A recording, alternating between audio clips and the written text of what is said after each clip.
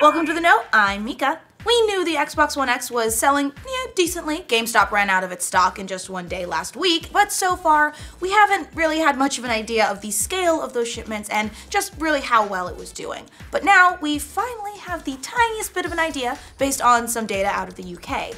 According to GamesIndustry.biz, the X moved 80,000 units in the UK during its first week. That puts it ahead of the PS4 Pro's launch last year, which only sold 50,000 units during its first week. But more interestingly, that 80,000 units almost matches the Switch launch in the UK during its first week back in March, which is pretty impressive when you consider how much the Switch is selling in general. Of course, we'll have to see if this demand continues, but for now, good on you, Microsoft, you did a good. Nintendo stock prices keep setting decade-long records for the company since the launch of the Switch, and it looks like it's happened yet again. Yesterday, their shares hit a value of 44,780 yen, or around $394, which is the highest they've been since the company's all-time peak in 2007. If you'll recall, that's when they were riding the high on the Wii hype. Considering that they're now riding a similar hype wave with the Switch and all those classic consoles, it looks like for the time being, the trend is probably going to continue. If there was ever any question about the staying power of the Call of Duty franchise, yeah, those questions should pretty much be answered by now. Following the huge launch for Call of Duty World War II, which made Activision more than $500 million in its first weekend, it looks like the game's second week has been just as booming. In fact, UK retail tracker GfK Chart Track says that Call of Duty World War II's second week was the biggest second week any video game has had in the last 2 years. So it's safe to say that this one's not going to flop the way Infinite Warfare did, although flop here is relative since even floppy Call of Duty games make piles of money anyway. I'm guessing this success is due to all those boots on the ground. Nobody's got any clue what the fuck Hideo Kojima's Death Stranding is about or what kind of game it is, but it's possible we're finally getting some of our first hints. Maybe. Yeah, no, it's just really confusing, but yesterday Hideo Kojima tweeted an image of the dog tags worn by Norman Reedus' character, which were then promptly dissected by the internet. Reddit users discovered the dog tags contained a depiction of the Schwarzschild radius, which is more commonly referred to as the gravitational radius of a black hole. Naturally, this has some out there wondering if the game has something to do with space and time and probably twin baby clones and mutilated viruses and naked people. My god, what are we getting ourselves into? Either way, we look forward to hearing more. Maybe we can get a first look at PSX or the Game Award show. Please, Kojima? Or at least more naked Norman Reedus. You know what we want. Give us what we want.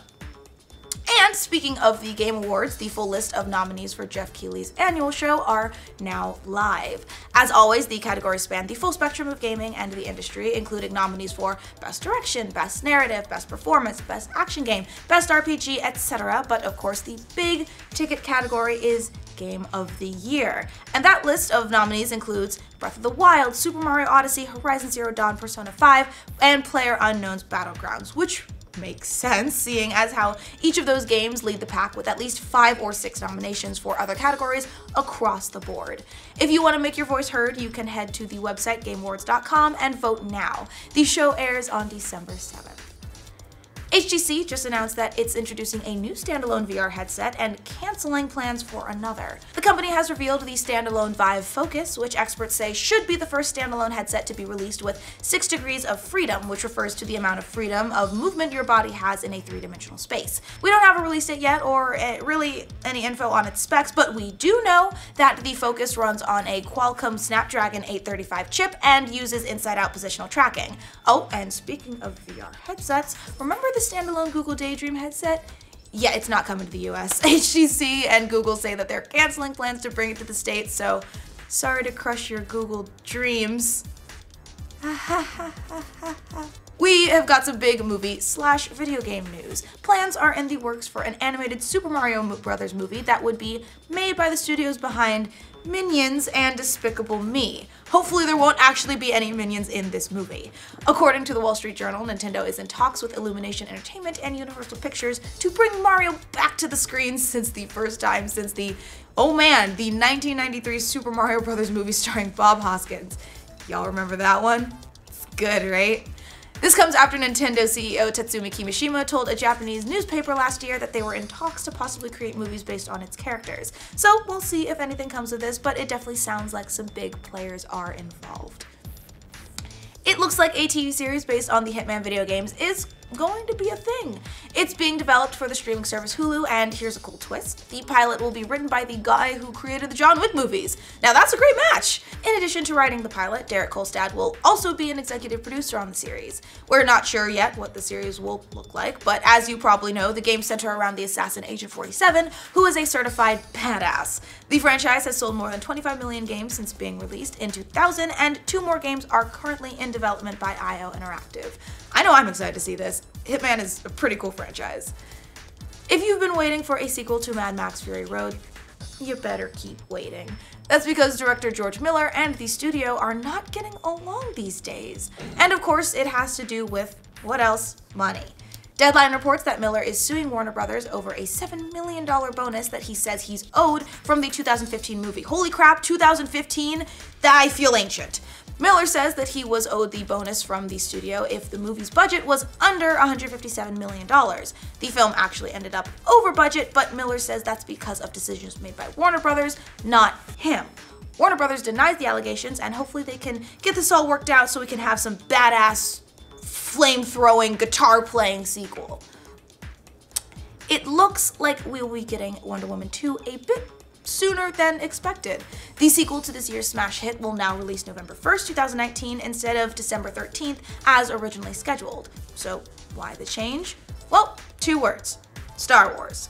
Disney and Lucasfilm announced a few months ago that Star Wars Episode 9 will release on December 20th of 2019, so it's not hard to imagine that Wonder Woman doesn't want to compete with that. You might remember that recently Gal Gadot said she won't star in the sequel if producer Brett Ratner is involved, stemming from some recent sexual harassment claims against him, but something tells us that they'll get this all worked out, especially if they're predicting that they're moving up production. Ready or not, an all-new Lord of the Rings series is moving forward. Amazon announced that it acquired the global television rights to the franchise. That's, of course, based on the novels by J.R.R. Tolkien. The series will be produced by Amazon Studios, and The Hollywood Reporter says it will be set in Middle-earth and explore new storylines preceding Tolkien's The Fellowship of the Ring. Yeah, it sounds cool, and hopefully it won't cover too much of the same ground that the movies did. No word on a release date, but you know we will keep you posted. This is a very weird sentence. Could Snapchat be getting into video games? Yeah, that's just what we need. Mario with a dog filter. Although that's kind of what we're getting in Super Mario Odyssey. But still, Reuters reports that the giant Chinese media company Tencent, which owns a stake in the app, has flagged video games and ad sales as areas where it thinks it could help Snapchat owner Snap Inc. These aren't particularly good days for Snapchat. The company had an IPO in March, but it's struggled since then and hasn't kept up with investors' growth expectations. We're really not sure yet what video games would look like on the platform. Well, last year Gatorade did an interactive video game ad on the app that featured Serena Williams, but that's been pretty much it when it comes to games, so who knows? Hey, you know what? Give it a shot, Snapchat. We're behind you as long as there aren't microtransactions or loot boxes or yeah, this seems like a bad idea. I'm scared. Well, that's all the news we have for you today. Remember to comment on any of your favorite news stories in the comments below. And remember, for more news from every corner of our beloved internet, like this video. And if you're new around here, give us a subscribe. We're the know. Subscribe to the know. According to GamesIndustry.biz, the X moved 800, nope. But more interestingly than that, but more interestingly, that 80,000 units, that was right, 80,000. I can't do numbers. UK Retail Tracker GFK Chart Track. That's a mouthful. What's wrong with that?